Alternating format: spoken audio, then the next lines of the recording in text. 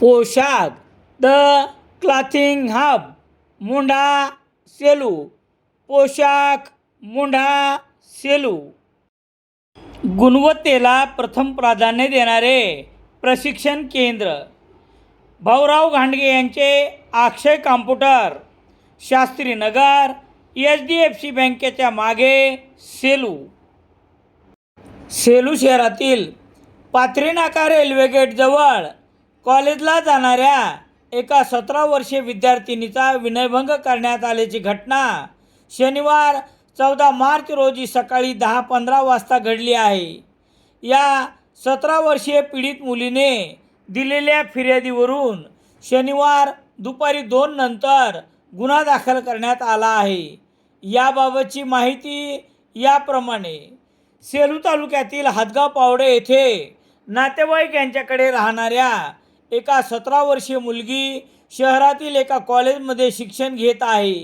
ही मुलगी घटनेच्या दिवशी शनिवार 14 मार्च रोजी सकाळी 10:15 वाजता पाथरी नाका रेल्वे गेट जवळ असताना आरोपी गणेश ज्ञानेश्वर पावडे याने दुचाकीवर येऊन या पीडितेसमोर आडवी लावून मला तुझ्याशी बोलायचे, पण पीडितेने प्रत्युत्तरात मला काही बोलायचे नाही असे म्हणताच त्याने पैशाचे आमिष दाखविले आणि अश्लील संवाद साधत शिवीगाळ करत विनयभंग केला. माझ्यासोबत आली नाही तर जीवे मारण्याची धमकी दिल्याप्रकरणी 17 वर्षीय पीडित मुलीने दिलेल्या फिर्यादीवरून गुन्हा रजिस्टर नंबर 228/2026 कलम 75/2, 296, 126/2, 351/23 भारतीय न्याय संहिता अन्वये फोक्सो कलम 12 अन्वये गणेश ज्ञानेश्वर पावडे राहणार हातगाव पावडे तालुका सेलू याच्यावर गुन्हा दाखल करण्यात आला आहे.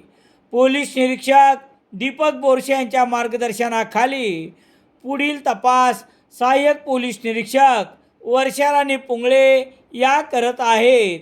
दरम्यान सेलूसह तालुक्यात अल्पवयीन मुलीच्या विनयभंगाच्या जणू मालिका सुरू आहे.